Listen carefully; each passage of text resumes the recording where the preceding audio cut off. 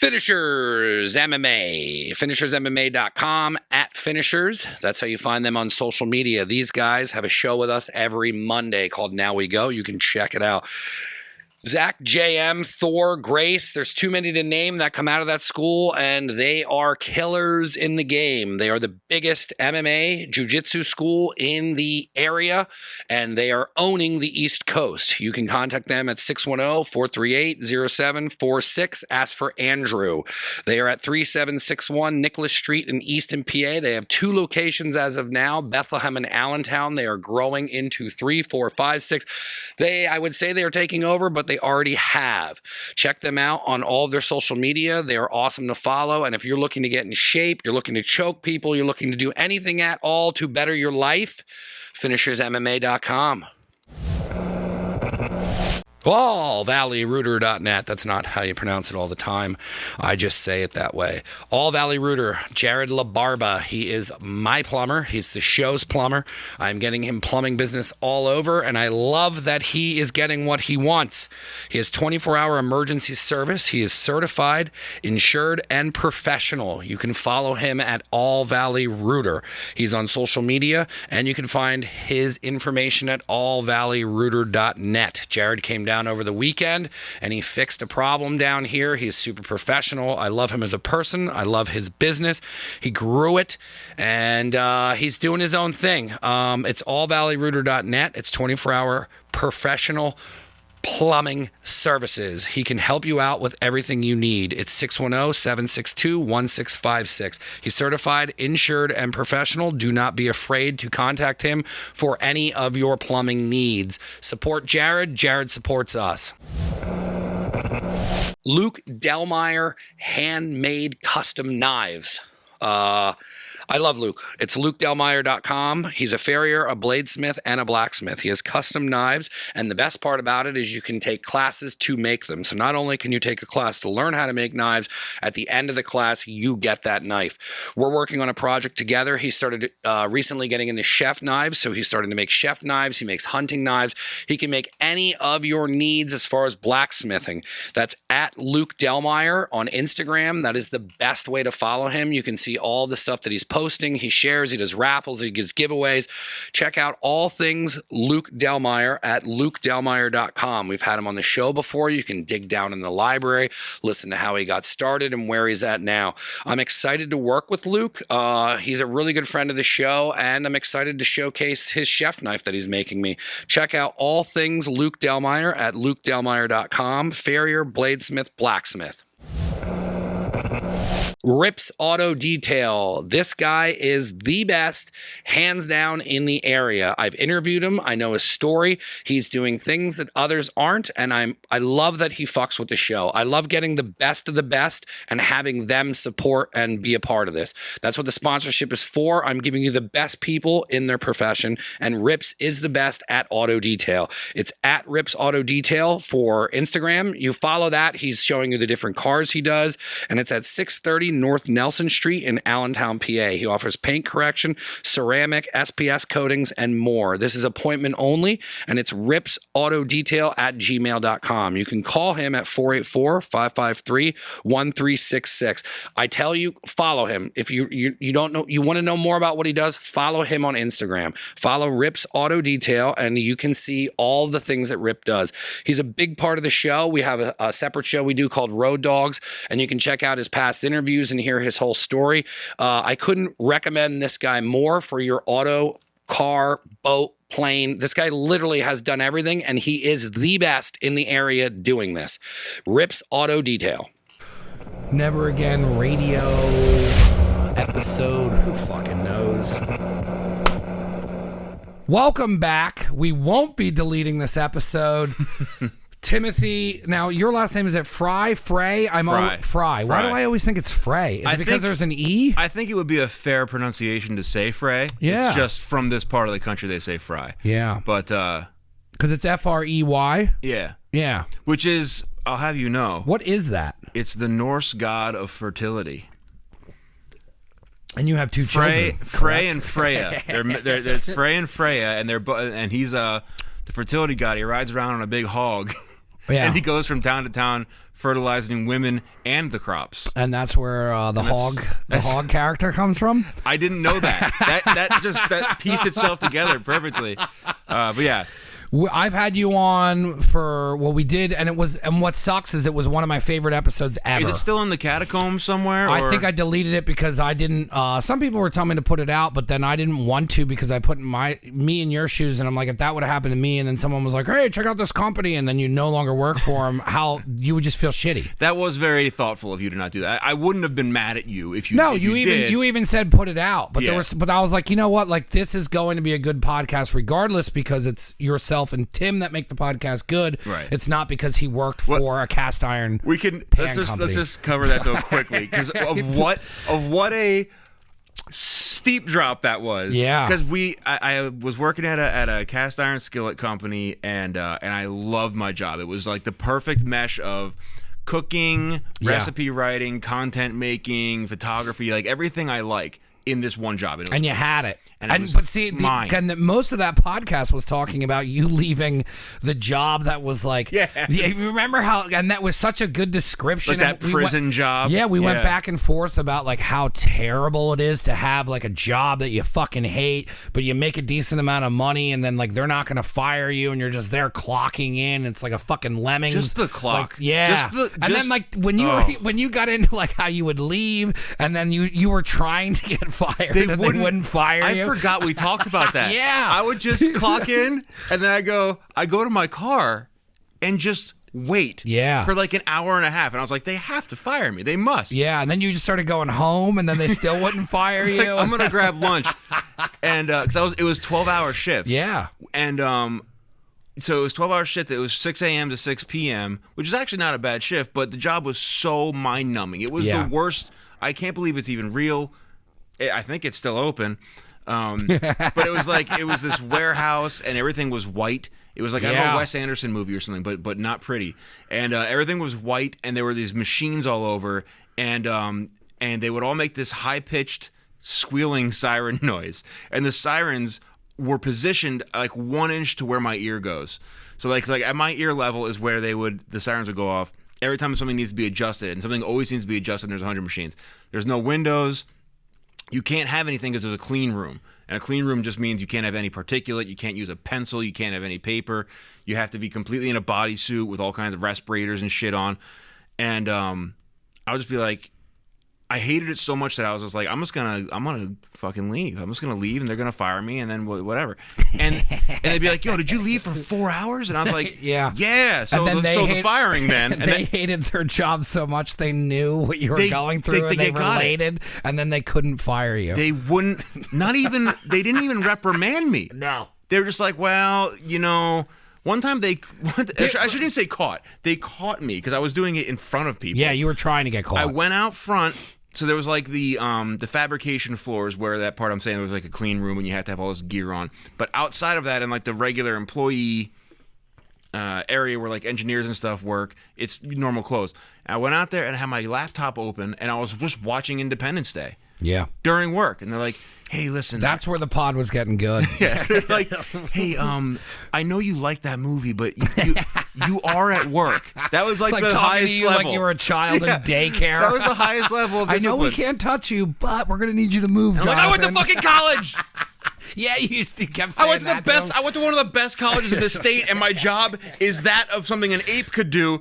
This is not. Why is this happening? And then I would think, well, it's really your own fault. Just going to college doesn't earn you really anything other than the piece of paper that no one gives a shit about anyway. It was. I understand the point you were making. And then what did you also started like coloring and drawing? Didn't you start bringing your drawing back? Yeah, but what's crazy with the drawing is like I ended up making a lot of like friends, other artist friends. Cause I got better at drawing. Because all I would do all day is. Because I should also say this. Even if you were dedicated, this is actually an important thing. Even if you were dedicated to the job that was terrible, and you really didn't do what I was doing, which was just screwing around all the time, there was nothing to do. So at a base level, I'm telling you, it was shocking. I feel like sometimes I dreamt the whole thing, or like I'm in a coma this whole time, and it's never been real. Yeah, like a sci-fi. I'm telling you, Sigourney Weaver. There was nothing to do. They made these little chips, microscopic chips that go in cell phones. And they tested them. They didn't even make them there. They tested them there for like voltage tolerances. And you put them in these machines, and the tests were like 6 hours long. And all the employees, all of them, who were like dedicated employees somehow, I'm not making this shit up, they would sit at like a table. Mind you, the table, sorry. You're all right, man. Mind you, the table, there's nothing around because you can't have anything. So it's just like a white table with like an air dust can there, just in case. And they would just sit there, and if the boss walked by, they'd grab the phone, and they would and they go like this. They go, hey, no, and then they hang it up. And I would sit there. I'm like, you pretend. What the hell? Where am I? And the boss must, because the job does not include phone calls. Yeah. Period. So it's like the boss must know you're on a fake phone call.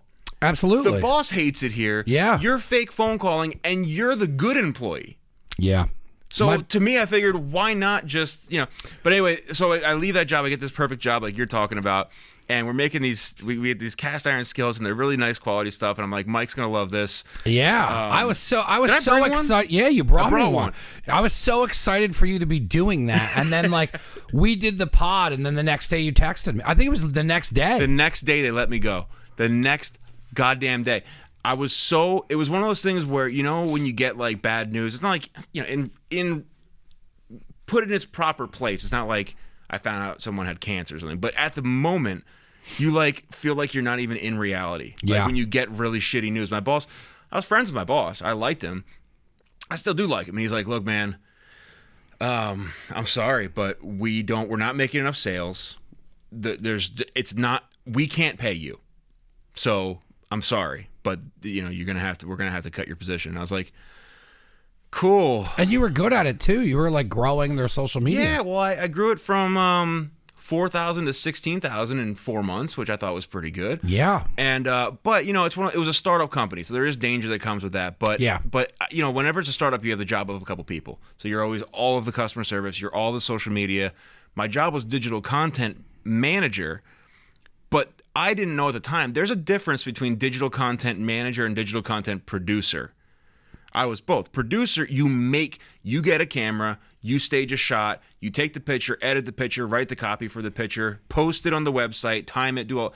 Manager is someone else does all that shit, and then you organize it in some, like, it's different. So I did all that kind of stuff, and then, so I came here to meet with you, and the next day, they fired me, and It sucked. I was bummed out for a straight month. I don't think No. That's why when a couple of people were like, because I talked to a couple of people about it, and I was like, and I didn't say your name. I was like, dude, this is, and they're like, well, just post the show.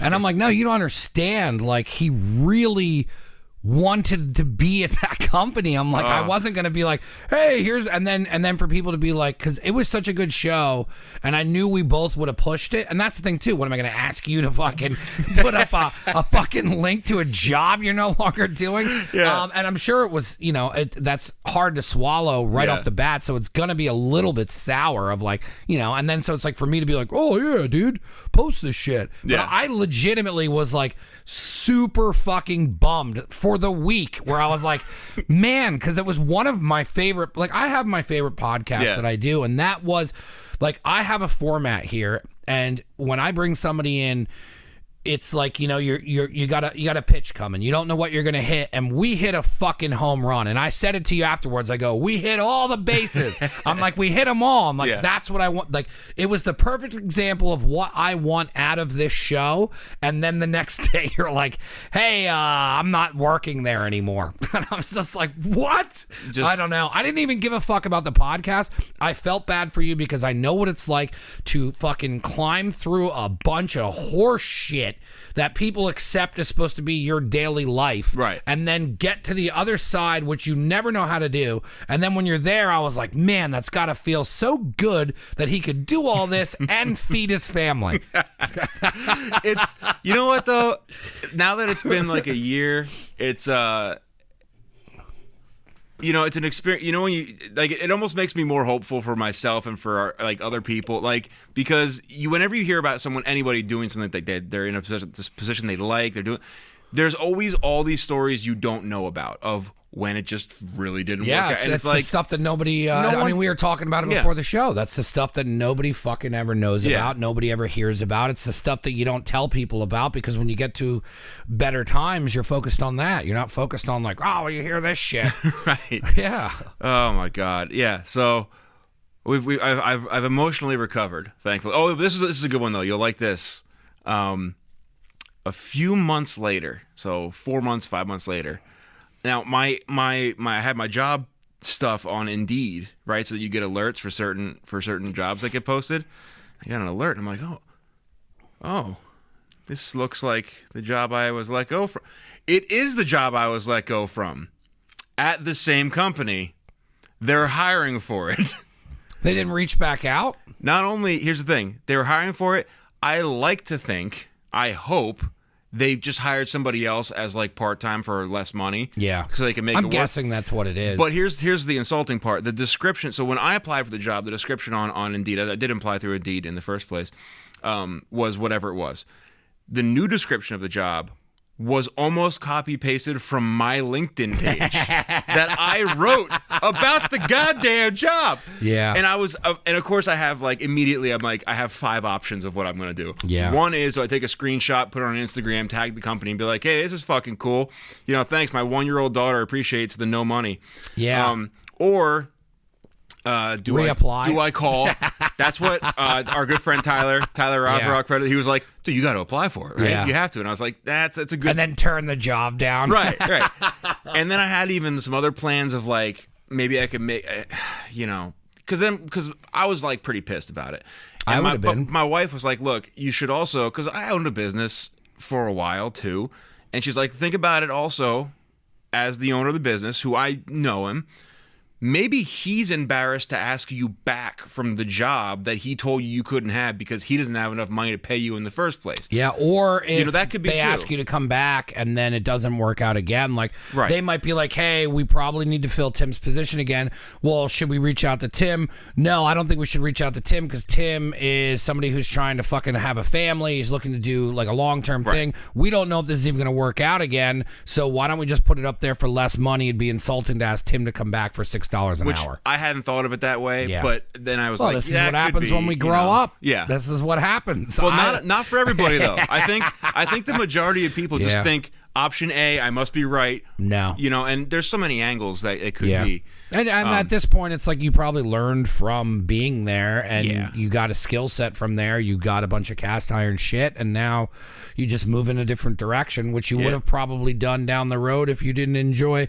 I mean, that job's cool, but what if it ended up turning into a super corporate job, and then you didn't have creative freedom, and then they're like, hey, Tim, like, this is what works. You just need to do this one thing 500 times a day and keep posting it. And like you said about because we're both cooking guys, right? For years and years and years. In my soul. Yeah, it's you know what I thought about the other day, Mike, that I never put it together because I've worked in restaurants, other people's restaurants. I owned my own cafe for 6 or 7 years, up until 2 years, right before that shitty job is when I sold it. And then, because in my mind, I thought the stress of owning a business wasn't good, and what it actually is. But either way, so the other, I would consistently, like every 5 years, I'd be like, that's it, I'm done with food. Mm-hmm.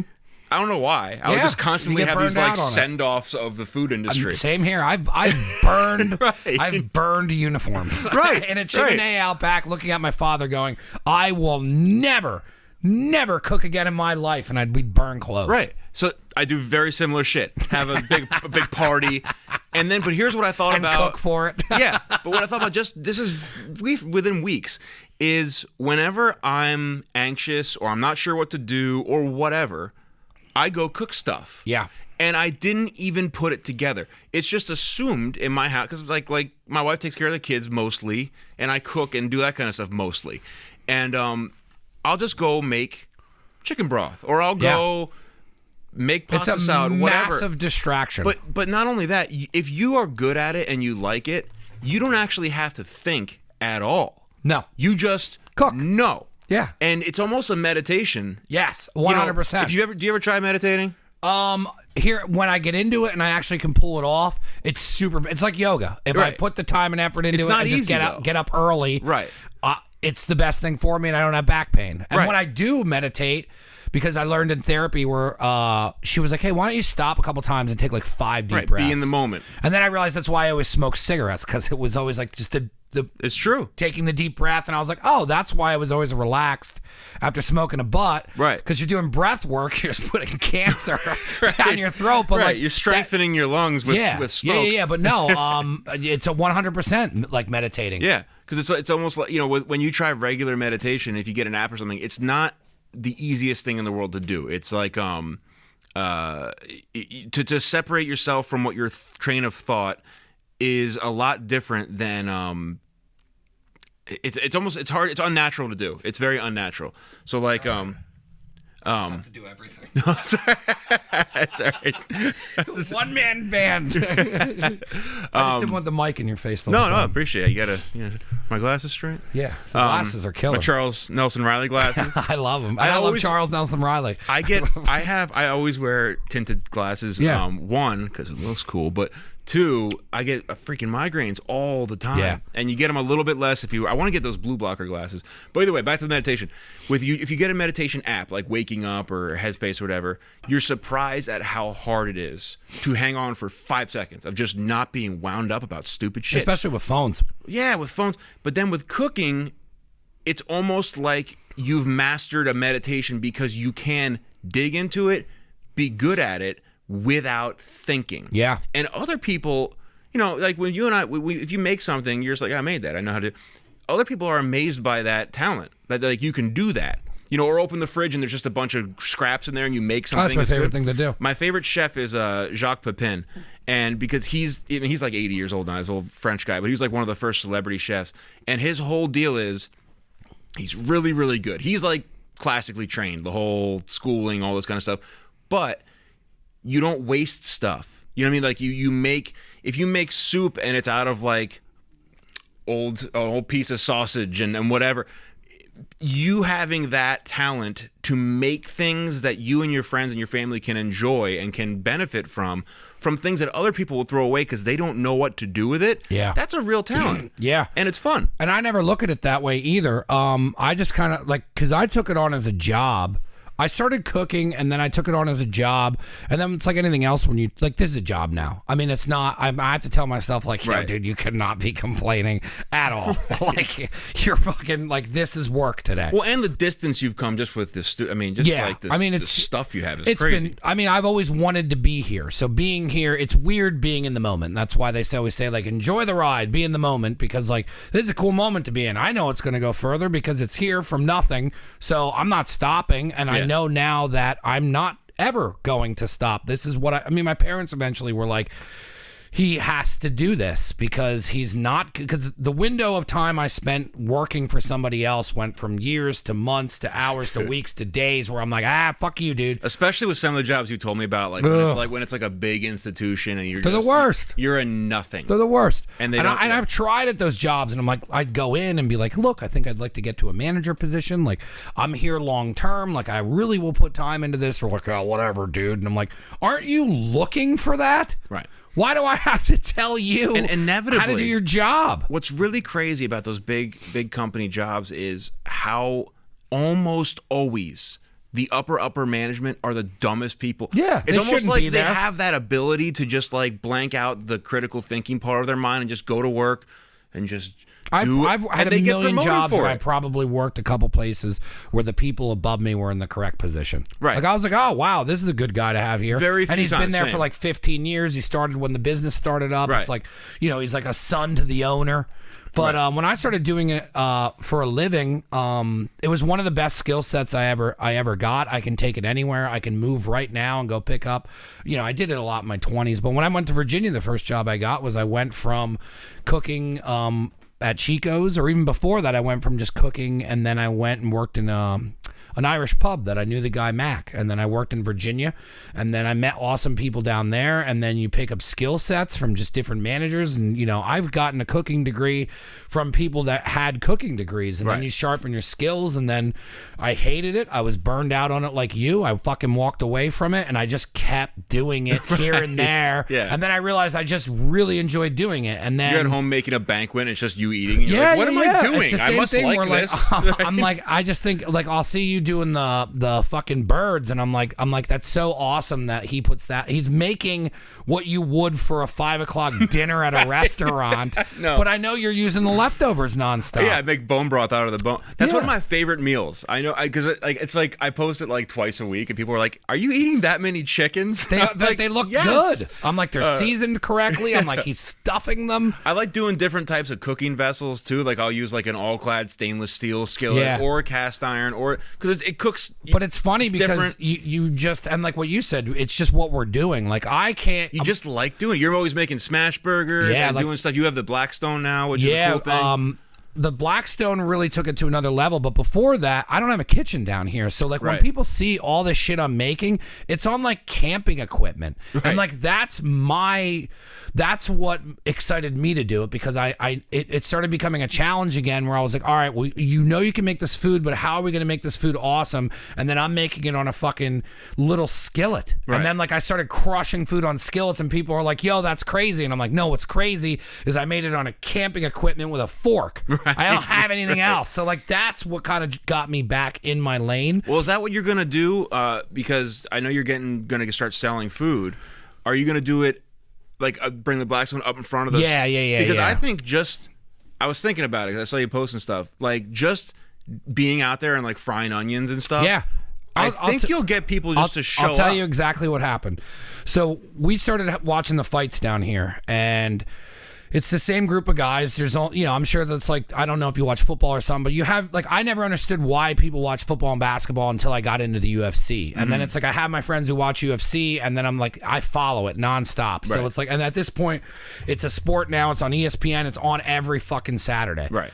So when we started doing that, we started making food. So then I started cooking different food for them, and then they started buying me better. Like my one friend bought a Ninja. I got a Ninja grill because my buddy Keith Bodner, he told me about the Ninja grill, and now I could get as close as you could to a grill using a fucking, like a Foreman style thing down here. Then my other buddy showed up and he's like, hey, I got the Ninja grill, but it's also, or a Ninja air fryer, but it's also a pressure cooker. Then I started but what's cool about that is you can like, say I got a pork loin, and then I put beer in it, and then I pressure cook it for 4 minutes. Then you let the pressure out, change the top, and then air fry it for the rest of the time. So now it's pressure cooked, but the outside gets crispy like it's being fried. Is that what's called like an Instapot or something? It's yeah. I've heard about them. I heard you can make like chicken broth in like 6 minutes or something. The pressure cooker is basically like an Instapot. So you can make like, you can leave the top off, and then you can use it as a frying pan. I figured out how to make pasta in it. Yeah. Like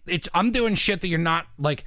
I'm really pushing the limits on what you can do, but that's what I'm into now with food. So then I started using that shit, and then it got me back into cooking. And then I started pushing it to the point where people were like, dude, like you could sell this. And now I'm doing this on my own.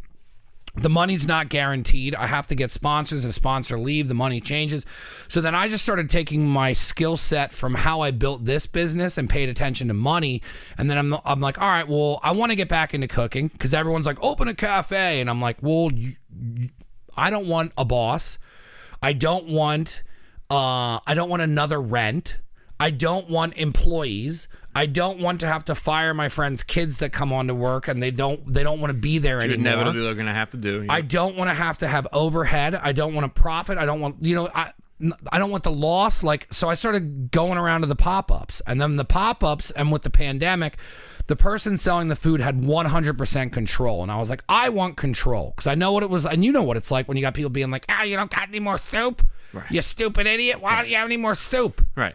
And it's like, it's all right, well, infuriating. so if the pop-ups do this thing and you can order online or you can get a ticket beforehand and you make your money, the profit's in the bank, I have the money to take grocery shopping, I buy everything, and then people pick up every 15 to 20 minutes, that's how I want to start selling food. Yeah. And you know what? I'm only making 50 because I'm not running around like an idiot. This is my goal, and if I sell 50, I'll make 100, then I'll make 150, and I'll slowly grow myself. I am not jumping into a fucking business that I'm going to be fucking, that is going to ruin everything that I built as far as enjoying life and working at the same time, which is as hard as everyone thinks it is, and then be totally miserable cooking food again, and then fuck everything up because I lose my ass on either another shutdown or some bullshit. Right. So then I was like, all right, what should I do? And then Dave Reifendiefer, he always tells me not to mention it, bought me that Blackstone. And he goes, I'm buying, he just gave it to me. Chuck and Wolf. And I go, what? I've never cried, almost like I got choked up because I know what he did it for. He knew that if I did that, I don't have the money for that. They're expensive. Right. So I need tools in order to start this business. And he gave it to me. So I was like, that is it's a cool on. Thing. I said, it's on. So then I went over across the street. I said, what's it take to sell food in Nazareth? Well, you need to have a vending permit. How much is that? It's $100 for the year. What? Oh, I forgot it's Nazareth. Nobody does anything. Right. So then I looked into it a little bit more, and I need somebody licensed to sell food with me. So what I have to do is bring somebody in like Mad J's Barbecue or somebody that can do pop-ups.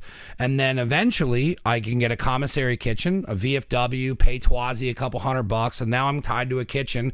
And then for $300, I now can be certified by a health person to sell food, and then I pay Twazi or anybody that I haven't reached out to anybody, but I pay them a couple $100 to use their kitchen, and then I can just do whatever the fuck I want. I can get a food truck, I can go out front, and I don't have to go that far. I can just keep bringing people in. I can bring Angelo up and do a pop-up with him and sell porchetta and split the money, and I put a couple $100 in my pocket, and life's easier for me, and I get to cook food, and that's what I want to fucking do. So that seems to be, I guess, like the new, smarter way to do it. It is. Why would you want? You've had that, dude. Just getting employees.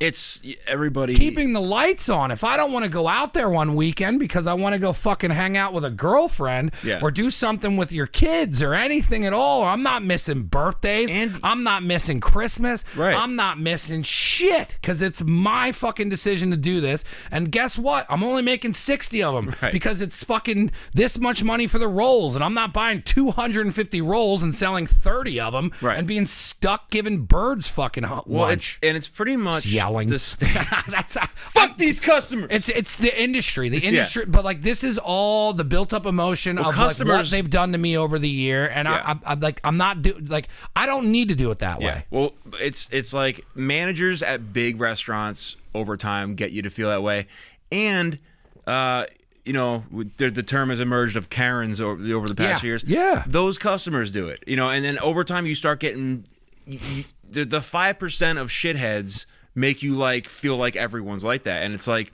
but almost all of the most successful places that I see that I would think like, man, they really have it together. They do something similar to that. It's like, this is what we make, and this is how much of it we have. Get here early, and that's it. And it's not like it's just like, what, this is it. Or even like, you know, there's like it's a lot of places in New York, you know, have a lot like of special dessert or whatever. A lot of cash only places do that. It'll be like, you know, we have 300 for the day and that's it. And I think that's better to do because what happens is if you start, as soon as you start having too many options and you start accommodating too many stupid things, now you have this kind of dinner. Hey, Mike, are you going to do a vegan dish? No, not now. Right. Maybe if I meet a chef who does awesome vegan food and I bring him on the podcast and they want to do a vegan pop-up, sure. But that's not what I'm doing. And you're not going to force me to do that because I'm not vegan. Right. And what happens too is people will be like, I have friends who are vegan. I'm not shitting on vegan people. Right. I'm just not vegan. So what I'm doing is what Mike wants to do. It's the reality of whenever almost every single time someone has a suggestion like that. Yeah. Hey, have you thought about doing like a gluten-free thing? A lot of people don't. I fell into the trap. I would be like, you know what? that's probably a good idea. You know what it is? Not a good idea, because it's that person wants that day. Yep. They're not going to come. The odds are good. They're not even going to come back when you make the thing they asked for. Now, I had a lady who asked me other for people don't want it anyway. I had a lady who asked me for a wheat cheesesteak roll. And I said, what? I go, do they even make them? She goes, yeah, I get them at Giant. I go, I'll tell you what. I go, you bring in your wheat roll. I will make a cheesesteak, charge you the same exact money, and you take your wheat thing and left. Guess who never brought a wheat roll in and kept eating the same fucking food? Right. Even all winter, it would be like at my place, it'd be like, why don't you have why don't you have this soup? We'll be like, why don't you have hot chocolate? And I'd be like, well, the reason I was child. I would sell like coffee and stuff, right? But like in those things, those like AirPod things.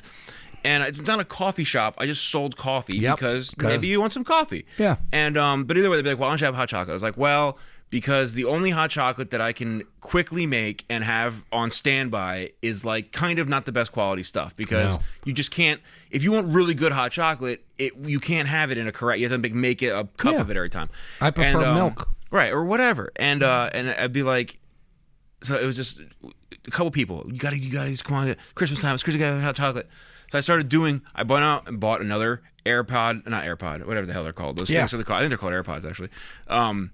Filled it with hot chocolate. I like sort of split the difference. I got like instant hot chocolate, but I used milk and added some. I melted some chocolate chips into it. I was like, this is as close as you're gonna get. Yeah. To me, not spending $70. Right. So now already the hot chocolate per cup costs a lot more than coffee. Absolutely. And guess what happened? Every day I throw away 90% of the hot chocolate because not that many people actually want it. Nope. It's just the people who want it will let you know they want it. Yeah. So it's not that you shouldn't take. And there's also people that enjoy being the person who tells you what they want that you don't have. Right. To have a conversation. I have what a great topic. I have people be like, hey, love your new t-shirt. You know what? Me and my brother joke text all the time whenever I put out anything new, because I do the same thing to him. I'd buy your shirt. I'd buy your shirt if it was a different color. Right. Great. Thanks. Yeah, thanks for letting me know. Thanks. I would love to put the $4 profit in my pocket. Like, fuck off, man. Right. You know who buys t-shirts from me? Guys. You know who bitch about any color besides black? 90% of the people buying the shit from me. So if my actual clientele is like, yo, just do black t-shirts. Just do black t-shirts. And it's cheaper for me because I'm doing single color. Right. It's the people who are like, hey, you know what you need to do is do this. And they know nothing about the business. Right. And then it's like, oh yeah, I should do all that extra work for $4. Guess what I figured out? My worth per hour, and it ain't fucking $4. Right. And it's like, and why are you telling me what I should do with my business? I like telling people, you know what? Why don't you start an apparel company or a food truck and you sell hot chocolate? Get the fuck out of here. I would, in the beginning, for a couple of years, I would like try to explain that.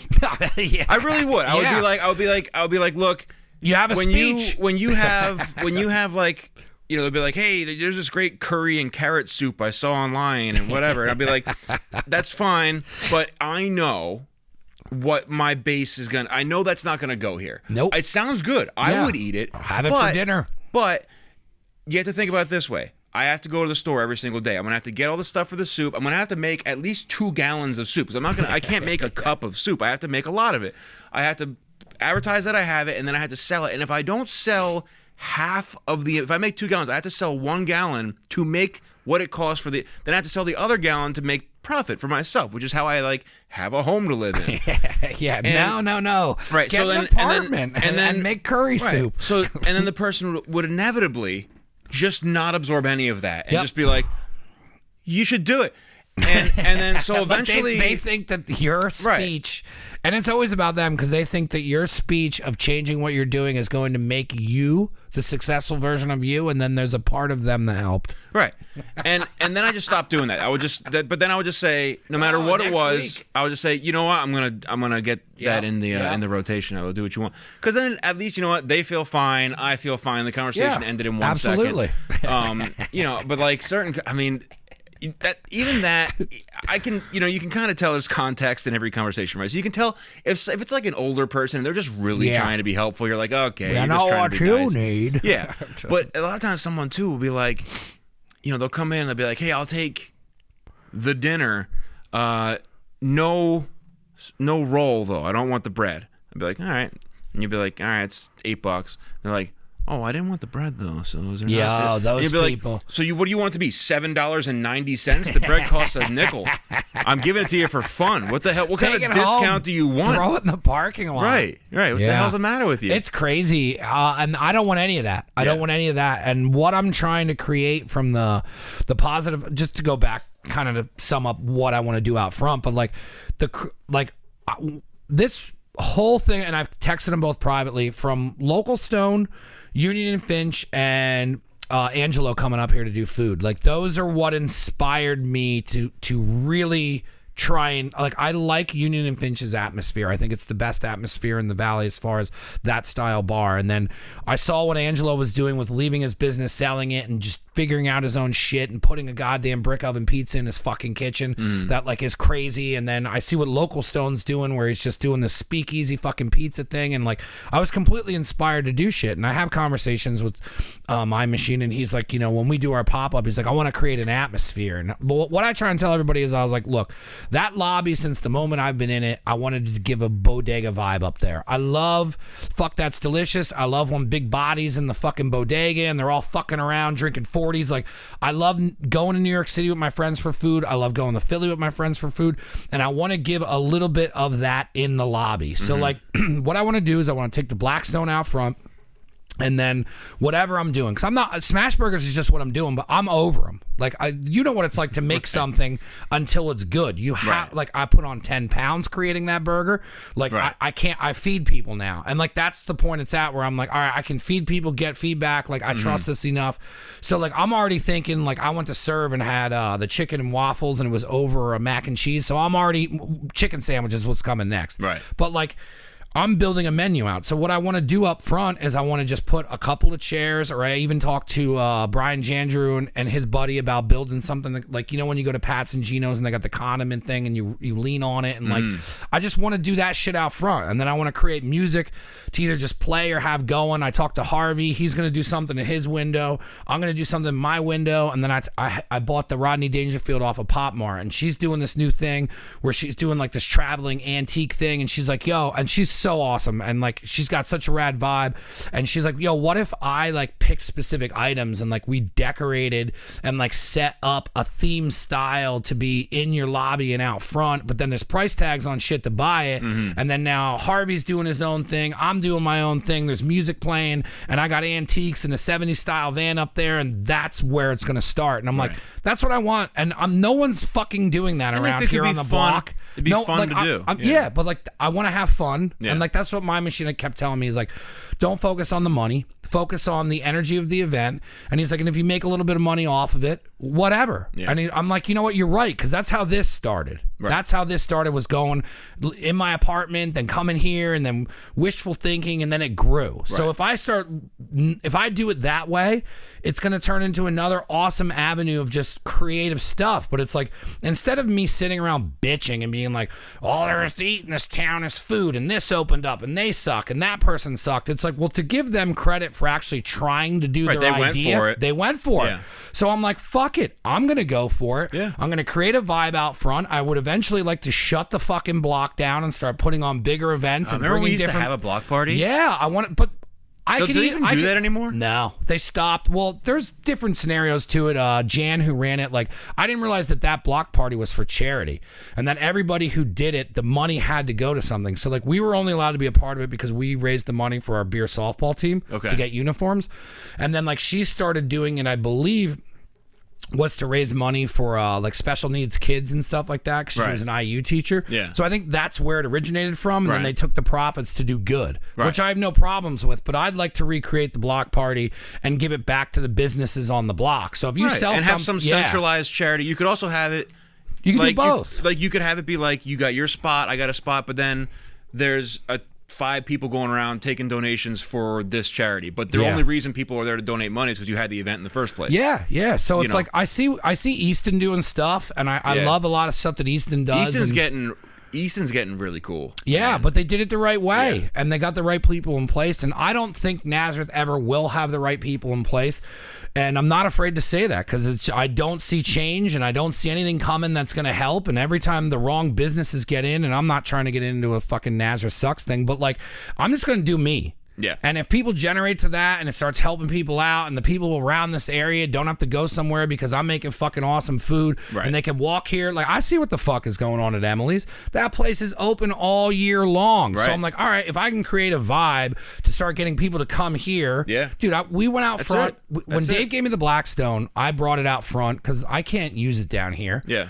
And I don't have anywhere to really use it. So I just set it up out front. And I was like, fuck it. I'm just going to do it. So we seasoned it with bacon. And fucking people start looking around. People are walking by like, what are you doing? I start making smash. I'm not kidding, man. Like, people came out of the apartment and they're like, yo, what are you doing? They don't talk to me. They're younger hipster kids or whatever. It's, Dude, I do the same thing in my driveway with my Blackstone. But same shit. I set it up so I don't want people to talk to me. It's why there's always weird shit. You know what I mean? Like, let me do my thing. Now I'm a little bit more open to conversation because I know what I'm doing here. Right. But in the beginning, I just wanted it weird. I don't want to talk to some guy for 20 minutes being like, well, what are you trying to do? Well, you know what a podcast is. I'd rather have him be like, dude, what's Laszlo doing in the basement? Right. And then just not, Yeah, so the girls came out and people were coming out. A couple stopped. They're like, what are you doing? And I'm like, making burgers for my buddies. We're watching the fights. And then they're like, are you selling those? And then the kids upstairs were like, yo, if you ever sell food here, put menus in the fucking mailbox and let us know when you're doing it and we'll do it. And I was like, all right, that's totally easy. And then the more I thought about it, I'm like, there's kids in that building. There's kids over here above Birthright. And I'm even like, if you only did it on Fridays. Yes. You know, or whatever. And then I started thinking, I'm like, yo, you could totally do this and you will make money. Don't try, like, I'm just going to baby step it and I can sell tickets online or I can just do a quick pop up and just put menus in and just only have it for people to come down. Like, they would be walking by and buy burgers. But I was like, you're stupid not to do it. Yeah. I love cooking that much. I love just trying to find avenues. I want to do a cooking show. Like, we've always been talking about doing cooking shit, and it's like, it's in my blood. I can't not do it. And this now town used to have, I mean, times have changed. I get it. But, like, this town used to have some pretty cool stuff. Yes, but it was from Porch. Right. But even before we were born, fucked up there. Like on Main Street, right where we are, across the street where the Chinese food place, my uncle, it used to be a bar, and it was owned by my uncle, and it was called the Pine Villa. You would hang out there, and then a few doors down, it was a place called the Varsity Steak Shop. Now, this is a long, long time ago. That's real. I didn't know either of those were there. My grandfather owned the Varsity Steak Shop, and people used to go... Cheesesteaks? Cheesesteaks, yeah. Yes. Used to go hang out there and play pinball machines and shit, and just it's where you'd hang out. Now, of course, okay, look, there was no iPhones, there was no whatever. Yeah. But it was a real... On this street, there was stuff to do. And maybe that'll come back. Maybe even after this whole quarantine shit ends, people will be more... wanting to like have a social thing, or they'll be totally opposite. They never want to be out in public again. I don't know what it's going to be, but I think it's going to come back. I think if you pay attention to good that's coming out of this, I mean, it's changed my business for the better. I know other people's businesses that have changed for the better. I see restaurants having to be creative for the first time and put outside dining, and I'm like, I wish you had outside dining before all this, because I would have loved to sit out in front of your bar. Easton did a great job of that too. Yeah. I think they did a superior job too. They did a superior job. Whoever they have in charge of whatever they do with any of that is the correct person going back to. For sure. Yeah. Because they did they put like the heavy cement kind of pylon thing. Yeah. Because I've been to in other towns where they have outdoor seating, they have like a road cone and then like a plastic tent. It's like someone's gonna drive into me while I'm eating dinner. Or you just get the car that's like, hey, are we allowed to go down here? And you just got exhaust. Right. Like, you really should make some protection for these people, man. Thanks, guys. Yeah. What are you doing with food? Because I know I'm doing my own thing, and we go back and forth. But then I saw you've been cooking and doing the song, sing the song, and then boys. It was cool to watch that take off. And then you're reposting people's shit. Isn't that weird? Like it's not weird because it's what you love to do, so people relate to it. And it's crazy. It's crazy how like you can just post on it. So I always just say stupid shit. Like it's as a rule. Just saying something silly all the time, but anytime I would cook and it's like sizzling, I say sing the song, and it's actually from an old movie called Dirty Work with Norm Macdonald and Chris Farley. And Chris Farley screams, "Sing the song, boys!" And so that's why I say it. And then all of a sudden, people would start posting videos of them like cooking dinner and they're singing the song, and I'm like, but then it was people who I don't know. Yeah.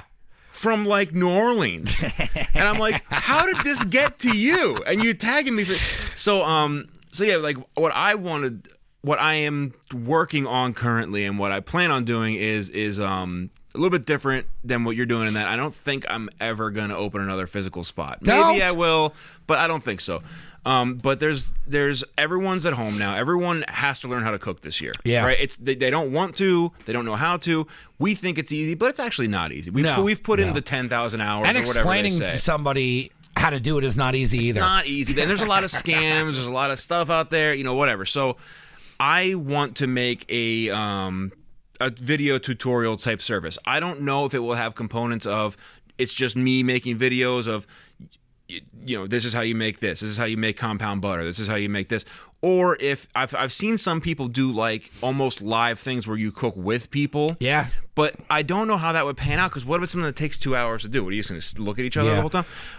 But that combined with like regular recipes, so it'd be like a video, a recipe that explained by the video, and I also have a cookbook that's 80% written. Good for you. And it's only soups. It's funny. You had someone who with a soup cookbook on. Well, when I saw it, I was like, son of a bitch, I have a soup cookbook. But I never that person finished theirs. But, dude, and she said it was crazy. But her soup book's a little bit different because I didn't realize what she did until she came on the show. But her whole soup concept is soups that aren't soups.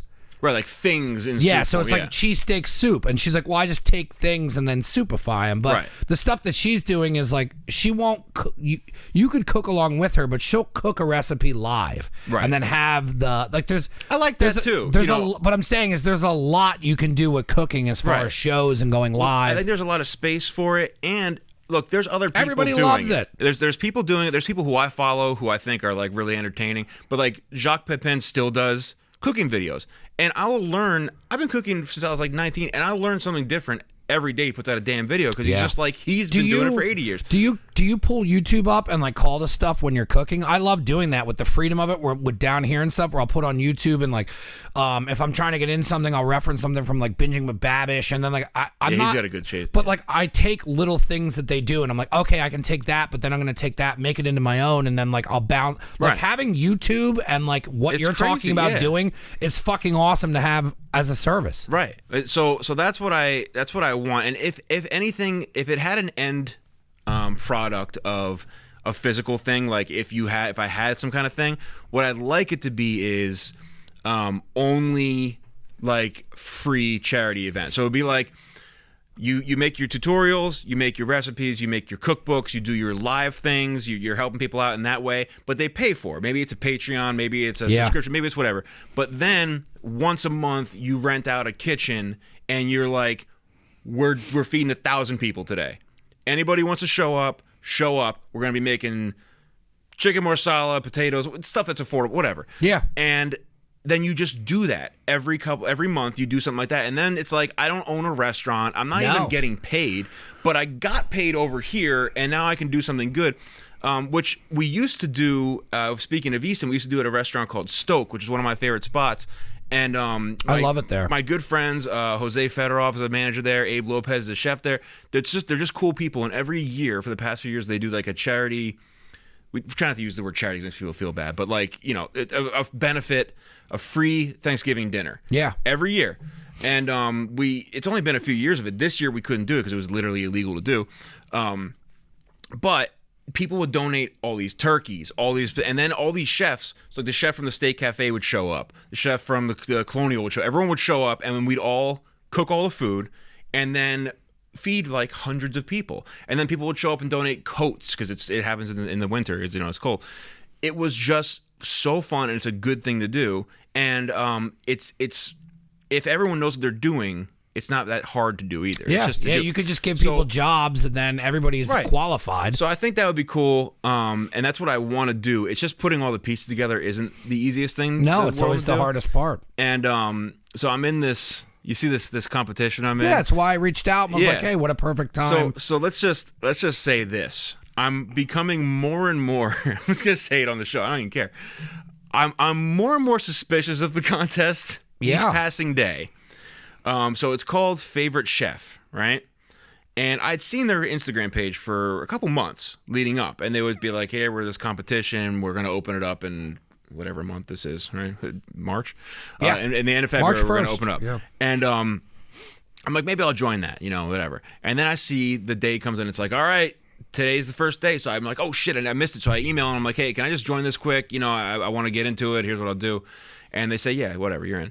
So you basically, like any other contest you've ever entered, you enter like who you are, what you do with. So the prize was $20,000 and a 2-page write-up in Bon Appetit magazine, which is the real prize, right? Because if you're in Bon Appetit magazine, you can go get whatever kind of endorsement or job you ever want. So I'm like, all right, I'm going to do this. So I join it, and the way it works is you put a link out in your profile or whatever, you give people a link, and they travel to the link, and they vote for you. You can vote once a day through Facebook.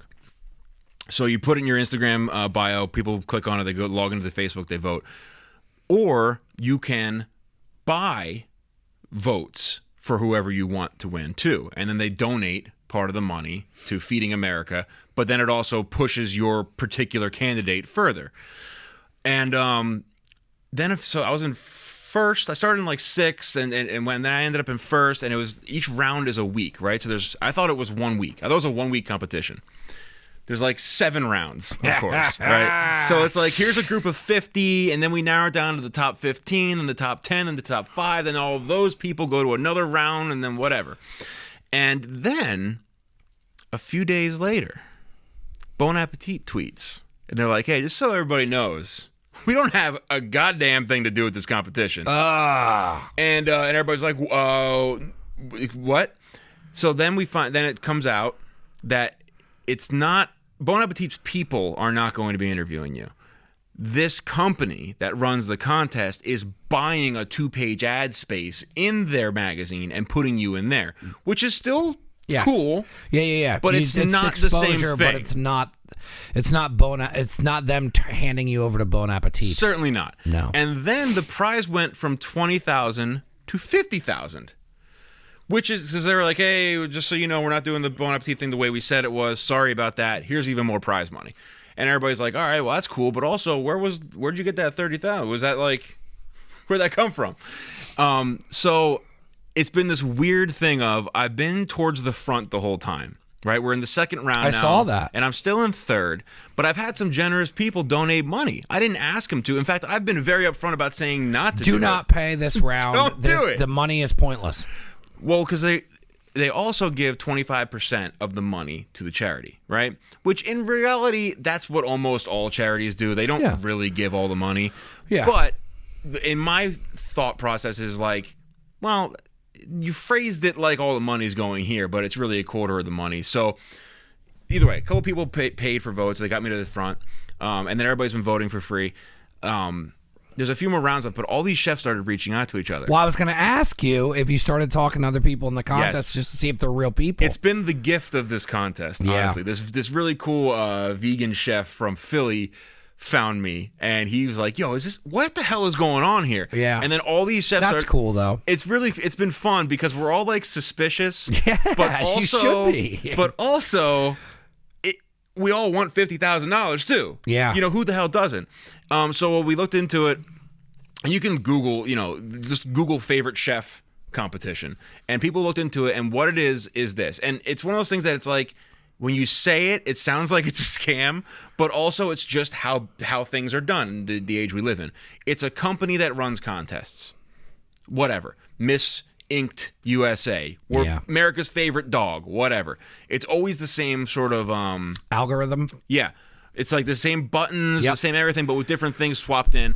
And so it is real. They have contests. It's always the same thing. You can buy some votes. They give it to this charity. If it's a dog contest, they give it to a dog charity, whatever. Probably just writing shit off. Writing it off and making a ton of money. Yeah. Right? Because it's a global competition. If you have 5,000 people and all of them get $50 in donations, you're still going to make a lot of money after the prize. Plus, I saw that when you go to vote, you have to go through Facebook or give an email. So they're probably getting your data. Yeah, they're selling your data. Right. So that if you got somebody who's like, hey man, if like anyone could do it, but if you have a good platform where you can pull, let's say, 500,000 emails, you're going to get a lot of money for that. So now you're making money off of what they're giving you, which is going to be basically what they're paying you back.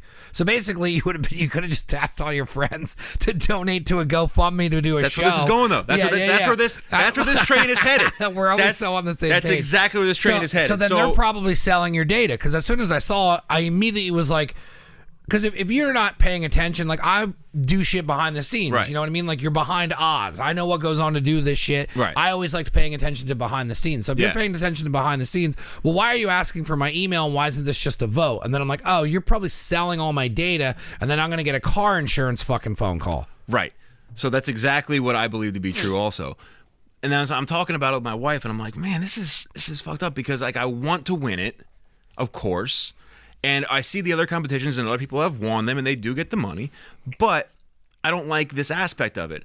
But also, here's the thing. If you have a Shoppers Club card at Giant, they're selling your data too. Yeah. If you have a card at the gas station you go to, it's because you handed over your info for them to sell to somebody else, and then you get a call 6 months from now for somebody to see if you need a new solar panel. Garbage email. Whatever. Yeah. So you're doing it all the time anyway. So in this case, it is just, they're not hiding it.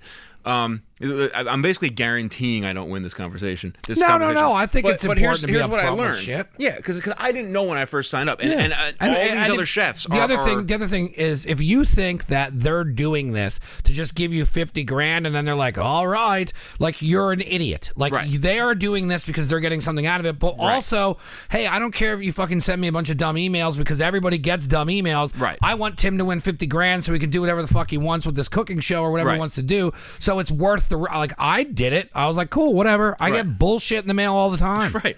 So that's what I've learned is, so now we're on week 2 of this thing. This is top only, 10. What week are we in now? 2, I think. Oh, it's only 2, week 2. Feels like it's been a year. So we're week 2, and it's like the top 10 advance to the next round, or whatever, right? So I'm in 3rd. Yeah. And I'm like, 3rd's fine for now. I just love that you're going to be in this for the long haul. And I'm like, do I email him and just say like, I don't know what to do about it. So either way, write it out, man. So I call one of my friends who donated like $50, and I'm not gonna name him, I guess, but Tyler Rothrock. No, he threw in a 25 bone though. Yeah, I believe he did. Before I told everyone not to do that. But anyhow, I'm calling, and we're just catching up because I don't really see anybody anymore. You know, we're still not going that many places. And we're talking, and he's like, and I was telling him the same concerns that I'm telling you. And he's like, well, dude, have you not considered the fact that this is proving people just would pay for you to do something? Absolutely. Like, no one, even though it says it's donating to Feeding America or whatever, no one would have just donated that otherwise. They're donating so that you win. Because they want you to win, because they watch your sing the song videos and dumb shit like that, and they just want you to do well. So like maybe the lesson for you here is, if you had an infrastructure and you had a web page and you could charge people $10 a month or whatever it is, people would pay it. Yeah, you have an interactive audience. Right. He's like, people already. It's very hard to get organically, and you've done it. Right. So that's what I and it's been. It has almost, I hate to say it, it's almost made me like tear up a couple times, because people who, I'm telling you, Mike, I've never met these people. They're people who I'm friends with on Instagram, but I have a lot of Instagram friends in New Orleans because I love New Orleans. I love going there. Yeah. If I could live there, I would live there. Yeah. But there's people donating $10. They're sharing my stuff all the time. People with like big followings are sharing, hey, vote for Tim. You got to get, and I'm like, this is when the internet's good. Yeah. You know, this is like people furthering what I'm doing. I feel like that's what the internet's for. It and then be. The other horse shit is what comes out of the people right. who are creatively frustrated. Like we talked about before the show, you just have people that shit on you to shit on you. For no reason. There's just people who like don't ever want you to see you grow. And then there's just people who like they think that they should control your life the way that they should have controlled theirs, and they didn't. Right. And like those people exist and they're real. And like we said, you try and weed them out of your life, but they're definitely strangers on the internet, and they're the people in the comments sections. Right. But the majority of like the cool things that you can do on the internet, like I never thought that I'd be able to have a TV station through YouTube, and I never thought that like I'd create all this. And I try and tell everybody, like, I meet so many people through this show. Yeah. Like I had a guy come down the other day, and then he's telling me he wants to hook me up with these two people, and then you have similar interest friends where you try to reach out but they're too busy. Then, oh, hey, this guy hit me up, I should come down there. Like, the internet's fucking rad. You could be a musician if you wanted to. You just stay on top of it. Dance and get paid to do it. Don't let the negative people get you down. You're getting out the Fox. But so that's been the lesson. So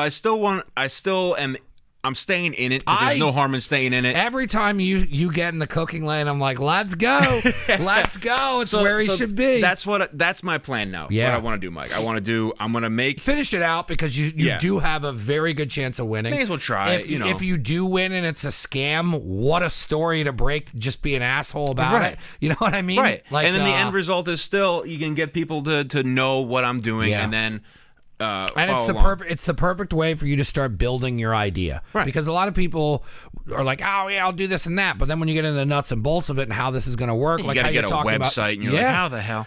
But I mean, like everything that you want to do as far as like the cooking, like you have the only thing that you should like. I try and pay attention to anything that could happen in this situation. So I just pay attention to worst case scenario is this. So like if I'm like trying to get a new sponsor and the sponsor I'm going after wants different things, and then I'm like, all right, well, if I start restructuring the sponsor thing now for 2021, we have this done. So as long as I get something out of it, I always look at it as like I learned something.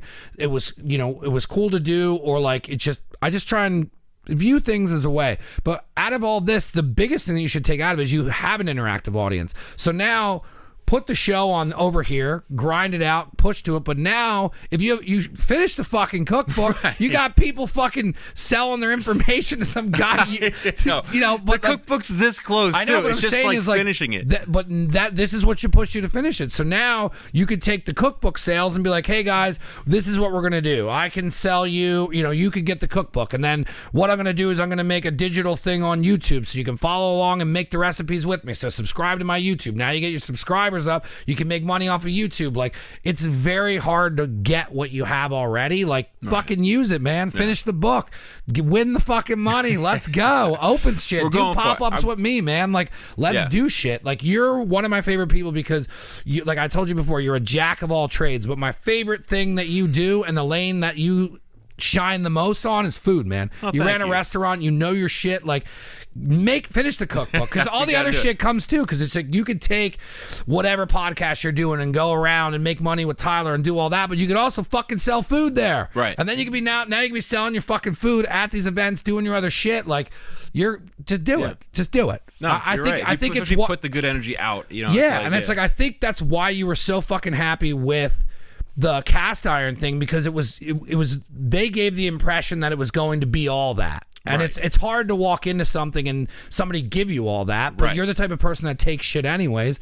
Fucking take it, man. Yeah, get that. I think we're in a good spot for it. I think we're in a great spot. I think we're both a good spot to do what we want to do. Yes, and this coming spring, it getting warmer and less miserable stuck inside is going to be helpful for everybody too. And the best advice with anyone trying to do anything and push to get to somewhere they're going is like, when you think it's gonna give, that's not when it gives. When you think it's gonna give, that's when you got to work even fucking harder. Right. And then when it gives, it's because you're working so hard, you then realize, oh, hard work pays off, let's keep fucking working hard. Right. And then you take all the hard work and you just keep inching it to the fucking goal. It's whenever you think it's gonna be and you're like, oh, it never is. That's the point where you get slapped in the fucking face, and then you have the option to never do it again and hide, or keep fucking finding different ways to do it. And like I said, it's my favorite fucking quality about you, because you cannot stop being creative. You're either fucking drawing, you're either fucking cooking, you're either doing comedy podcasts. Like,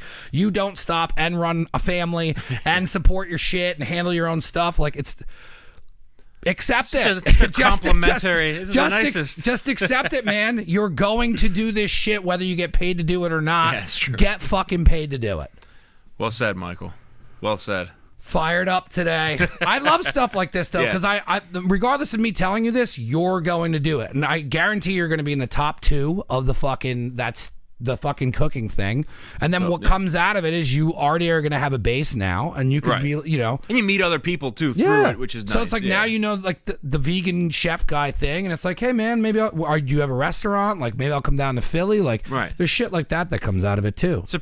It's surprising relationships like that it's almost strangers that you end up getting along with over time. Yeah, I mean every place I cooked, there's usually one or two people I still talk to. Yeah. Even from widows, I washed dishes. I lied to them and said I didn't know how to cook really, and I just needed something, and I didn't want to get drug into it. And you know, I know if I go all in on a kitchen line with people, I'm all in. Now I'm sacrificing shit. You know, it's like going to war. Right. You know, you got fucking the line cook man. It's crazy. It's crazy, and they don't get any credit. And that's the kind of shit that like when you are like, I'm done with the industry, it'll be like the 5,000th time I spilled boiling water through my shoelaces. I'm like, oh my god, again? I had Crocs and grease dropped and went into the hole. Right in between the hole. I have a scar still on my fucking foot. Or like the even no matter how many times, if you do something 100,000 times. If you get the chicken parm out from the salamander, you're just eventually gonna touch the top of your arms. Yeah. You're like, why am I doing this? Why am I'm not getting any money? Why am I doing this? It sucks. Yeah. Dude, fucking the worst is dropping the changing the grease out in the fryer. Oh, through the filter? Yeah. Or just when because it happens. I mean, when I first started at Cherry Hill, I didn't have the nozzle on, and when I pulled the fucking grease thing, it just dumped the fucking grease all over the floor. You can get badly hurt with a deep fryer too, man. Deep fryers suck. Oh, I opened and I the just kitchen. started looking at them because I want to do fries again, and I'm like, fuck. It's like they're useful, but man, I see the little mini plug-in ones, but you got fucking 50 people coming. You gotta get. I used to do I opened a kitchen for somebody. A friend of mine was opening a bar and restaurant, and he needed somebody to like run the kitchen to build the kitchen, buy everything for the kitchen, staff the kitchen, write all the recipes, and run the kitchen. And I was like, this is while I still had my place, and I was like, no. And he's like, Timmy, you got to do this, you got to do this, you got to do this. And I was like, I was like, you're my friend, but you've never worked in a restaurant and you want to open one, which is already strikes one through a million. And I was like, I need to be here every day at my spot. I can't be at your. This is a big undertaking, but also, so first of all, he stayed persistent for like 3 months. He's like, you got to do it, you got to do it. It's gonna be fun. It's gonna be fun. It's gonna be fun. I was like, God damn it. And then you want to do it out of spite, just to like his life's ruined. Right. I told you. But like, I knew it would be fun because you don't often get to like pick out all the equipment for a restaurant, all this kind of stuff. And I was like, all right, I'm gonna do it. So I had my business, and then I was running the kitchen part of it. There was a bar manager for the bar part, and then I was in the kitchen part. And either way, you made me think of the deep fryer, because there's so much stuff you don't realize until you have to do it, and then you learn why things are a certain way.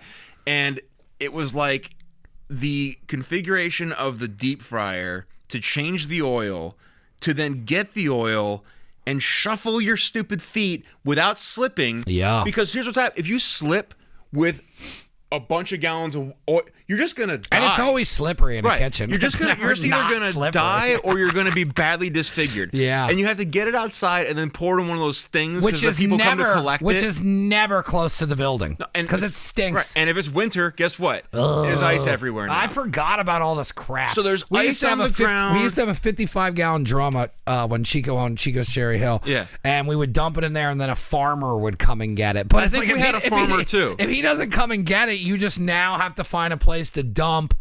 Oh, you have to get like another drum, and then now it's like, oh, hey, there's a cow sick, and I couldn't make it. It's just like stuff where you're like, that's still going on the ranch, like, and the cost, the repercussions of you spilling really hot oil. It's why I don't know. It's why I don't know what to do with fries, because a buddy of mine that will come up eventually does Smokerhead Barbecue. Yeah, awesome fucking food, and when he comes up, I'm like, this is the other reason I want to do this shit. Mitch is going to come up. We're going to fucking hang out, have some beer, sell some fucking food. As long as we break even or I give Mitch gas money. It was fucking awesome. Yeah, mobile fries. I don't know. But that's what he told me. He goes, look, I go, what do you want to do? I'm like, let's do like this fucking, we were talking about, I forget what sandwich we're going to do. Mm-hmm. And I was like, oh, we'll do fresh cut fries with it. You can make money on fresh cut fries. And he goes, yeah. But he goes, now we got to get rid of the fucking grease. And I was like, oh, that's right. I'm not a restaurant. Right. And then of course I can post it on Facebook, and then until 10 people show up where one of them actually fuels a car with it, because you'll get those people. Oh yeah, I'll take it for you. I can run my lawnmower off of biofuel. Yeah. Like, so do you have a refinery in Bushkill Township? Because if you don't, it's not going to work. But then that's the other shit that you look into, where I'm like, fuck, man, like what? How am I getting rid of oil? Right. And then now I got to call fucking Tommy from Widows, where I know he doesn't care, but now I'm fucking transporting fucking, you know what I mean? It would just suck. It sucks. Spill it in the car. Yep. It sucks. Do they sell like big air fryers? I don't know. I thought about doing the air fryers, or like maybe like twice cooked fries, where you cook them once in an oven and then make them crispy again. I don't know what else you can do. I'd have to do. Yeah, I don't know what I would have to do. I don't know. I'm gonna, like I said, it's like that's the shit where everyone's like, "When's the pop up?" And I'm like, right. I get excited and I tell people what I'm doing, because then that, like, if I say it out loud, I'm doing it. Right. So it's like now it's like, all right, well, I said I'm doing the pop up and I want to do it in March, and it's like, Mad J's is coming in, but I don't think I'm doing fries right off the bat. Like I don't want to be stupid about it, so I think I'm gonna do like 50. I figured out the cost. Sailor and Company, I'll do 10 pounds of burgers. I can get 50 burgers out of it, and then it's just like I got to get the rolls from Martin's. They'll drop them off, but it's 72 rolls, so maybe I'll do like 60 or 70 burgers and then try and sell tickets. But it's like, I'm not. You know how it is. I'm not buying fucking 40 pounds of burgers and then it doesn't work. Right. And then that's the shit nobody looks at. Right. Where they're like, do it all, and I'm like, cool. Well, if you buy it, and then I have 39 leftover patties. Yeah.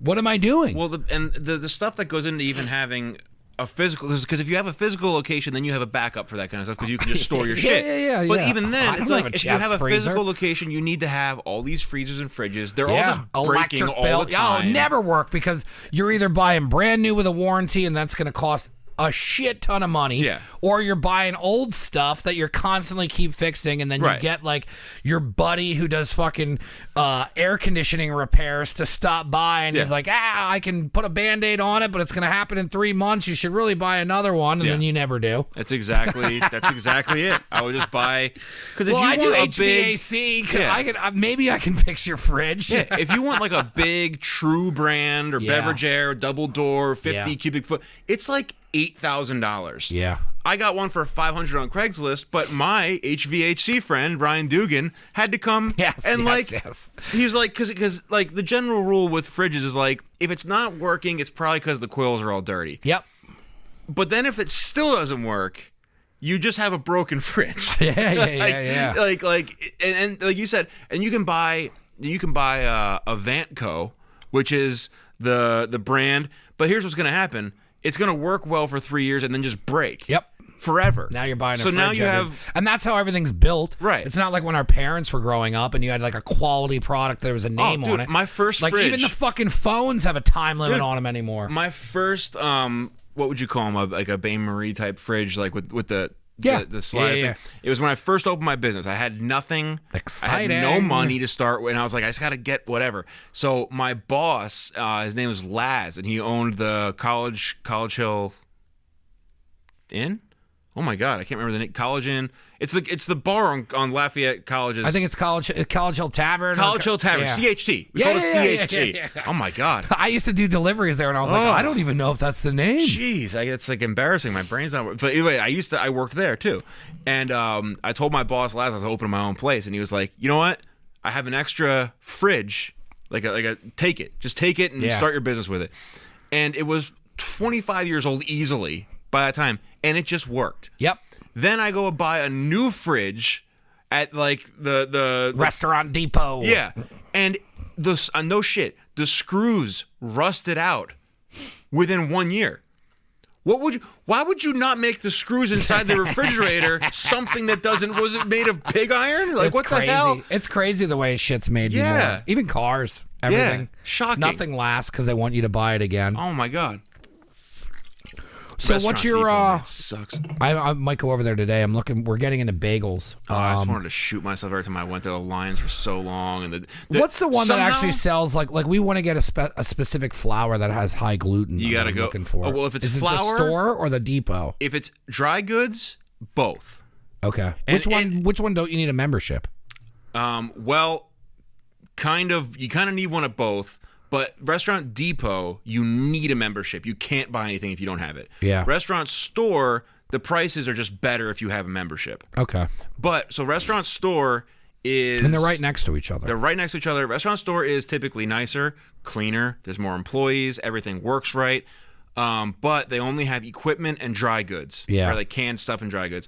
Depot is where you can go buy a fucking goat if you want. Yeah, they have like the deep fryers and all that shit. Yeah, so you can buy fresh food at Depot, but Depot is like this weird anomaly of like it's really busy. All the restaurants go there because it's if you order from like U.S. Foods or whatever, you're gonna put out a fortune and the food sucks. Oh anyway. yeah. I tried that. I tried getting a thing with all those big companies, and it's like it's a nightmare. They rip you off. Well, because it'll be like, oh, we're having a special on chicken breast, but then like you order like one thing of soap and it's $5,000. You're like, what the hell? Yeah. You trying to get and they're me? like, oh, by the way, it's $5,000 a month you have to spend, and then when you get a deal, and I'm like, what? The only thing I found that was worth it with a big company like that with like a monthly commitment was drinks. Because I needed a drink fridge. Speaking of fridges, my drink fridge would always break because customers open it and leave the door open, and you don't realize it's just gonna break. Yep, and then halfway through that, you're hanging a sign up. Please keep the close damn door closed.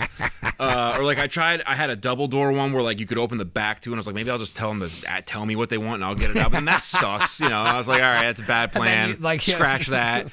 And so I called Dr. Pepper because Dr. Pepper it's Snapple, Dr. Pepper, 7-Up, RC Cola. It's all the same company. Mott's applesauce, it's all the same shit. And they sponsored Nazareth race car driver Marco Andretti at the time. Yeah. And I was like, all right, I'm going to go with them because at least it'll be my own little way of supporting my friend here. So I call them, and they're like, we'll bring you out a 3-door huge fridge. We service it. We do everything. But you have to buy a certain number of drinks from us every 2 weeks. In that case, it was worth it because people will buy drinks fast enough. Yeah, especially where you were at, where if they didn't want food, that it was just grab a drink. You didn't have an option of any other thing. And most companies, whether it's Coke or Dr. Pepper or Pepsi or whatever like that, as long as you order enough, they don't really give a shit if you go buy a case of water for $4 and fill up a couple of racks at $1 a thing. Yeah, like they don't mind if you do that if you're not using their brand of water. But I forgot that there's you so have much that goes into it. Yeah, and that's the stuff that nobody realizes. You gotta lock it. You gotta figure out how to get locks because if you don't lock it, I had someone steal. I know we're probably way over time, but like we're good, dude. I remember in my kitchen because my whole location was in a building that didn't belong to me, and my kitchen was in this building. And I couldn't watch it 24/7. I had to leave eventually. And if somebody really wanted to go in there and steal stuff, they pretty much could. And for days, I was just like, notice something was wrong. I'd be like, I thought I had 4 things of mayo up there, but there's 3, but I'm not counting the mayo every day, so maybe it's not. And I was just suspicious, so I put a camera in. In one day, there was the cleaning staff manager just robbing me. Just went into the kitchen and opened the fridge, took out an entire turkey, like a slicing turkey though. So it's like $40 for this turkey. Took it, put it in a bag, went in the freezer. Holy shit, they took the turkey? Took the turkey. I thought you were going to say they picked the wing off and walked away. The whole turkey. Opened the freezer. I had I love how people think that they don't think that shit's going to be missing. Right. And I would get like pre-cooked bacon for certain things. Like for wraps, I would use like frozen pre-cooked bacon. And that's really expensive per pound because once you cook it down, anything involving the word bacon is expensive. Right. And people are like, took a whole sleeve of that, put it in. Either way, just stole for like $500-$600, and that was the first time I put the camera up, which means this has been going on for months. Yeah. Now, I would think I would have noticed turkeys. I hope I got her on her most brazen night. Yeah, but it's also, you don't know. Shit gets busy, and then there's times where you're like just stressed out, and you're like, well, wait a minute, did I sell all the turkey? I don't know, maybe I took it home, and then it's fucking super chaotic to babysit there's food. So many facets. Like now you have not only your cooking, your refrigeration, your ordering, there's the security measure of, am I really going to get robbed of a turkey tonight? How did you confront them? I told the building manager. So the building manager was actually my friend who opened his own restaurant eventually. Yeah. But I told him, and he was like, I'll take care of it. He was a beast. His name is Joe. He called the owner of the cleaning company, because they were subbing out the cleaning company. Called the owner. Me, the owner, and the building manager were in like a conference room in this building that we worked in, where they had like a big screen TV, and I put the security video on a DVD and just put the DVD in. Yeah. And we were like, all right, well, here's your employee just stealing things. So I don't know what you want to do, but we can either call the cops or not. You can either pay for it now or not. Whatever you want to do. But this is your employee, and they stole a bunch of my stuff. And it's probably been going on for months. Right. And the guy was like, the owner was actually pretty cool. I mean, he knows what kind of employees he has. And he was like, just write up whatever you think it's worth, and I'll pay it to you. And I called my friend who's a cop, and I was like, do I even bother with this? And he was like, I'll tell you what's going to happen, and it's nothing. He's like, this person probably doesn't get background checks for their jobs anyway. Yeah. So no one's going to care at her next job doing the same shit. And you will have then pissed off this person. On Craigslist. Right. And he's like, and she's going to know, she knows where you work. So you're going to have her, come key your car and do shit. Did they fire her? At least? Yeah. They fired her. Yeah. But, so I got paid for it. I got paid back, and they fired the girl. This is the shit nobody thinks about when they open a restaurant. Well, and here's the thing. That was a mortgage payment basically out the window. Yeah. Because that $40 turkey breast turns into would profit. have made wraps that I sold for $6 each, and I would have made 40 wraps. Yeah. Well, it's just gone now. Yeah. So, yeah, it's crazy.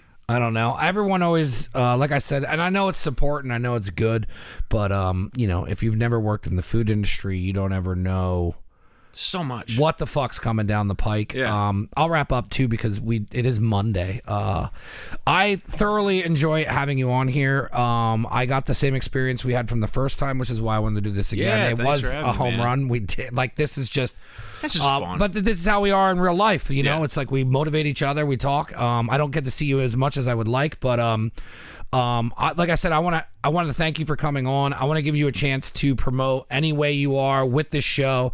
I'll get this done this week or whenever you want me to drop it on like the next round or however you want to push it. But I can get these done pretty fast now. But I just want to thank you for coming on. I love talking shop with you for food. Anyone who's actually worked in the industry, it's like this like group of beaten dogs who like know what it's like Everyone to do knows. it. But I always support you in everything that you do, especially with food. But and when this is all said and done, I'll bring you back on and we can go over whatever crazy outcome this the spring and contest summer should be fun, man. Yeah.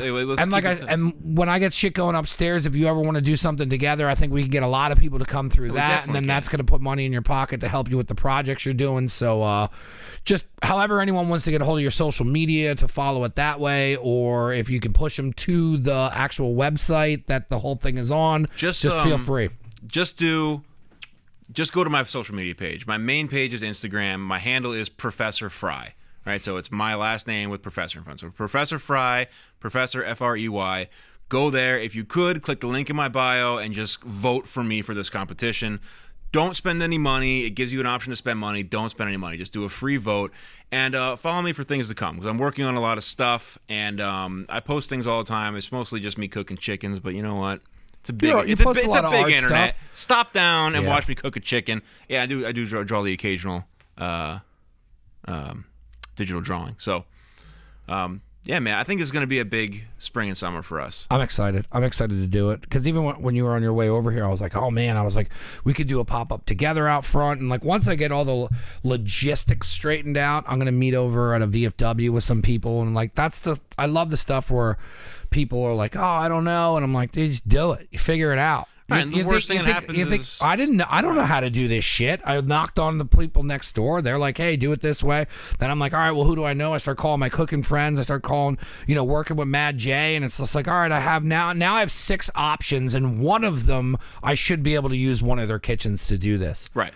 All right. I wish you the best of luck in everything you're doing. I can't wait to have you back on. I'm glad we got to rerun a great podcast. Plus, this one actually was a little bit better, I believe, because we were just angry. If you're a first-time listener, it's neveragainstudio.com. I have everything there, the audio, the video. You can watch it on the website, or you can go to Spotify, all that shit to listen to it. The YouTube channel I'm currently trying to grow, so subscribe to the YouTube. And I have more shows coming out the network. There's apparel. Everything is neveragainstudio.com. Thank you again. I can't believe this is Monday. Good day, sir. I'm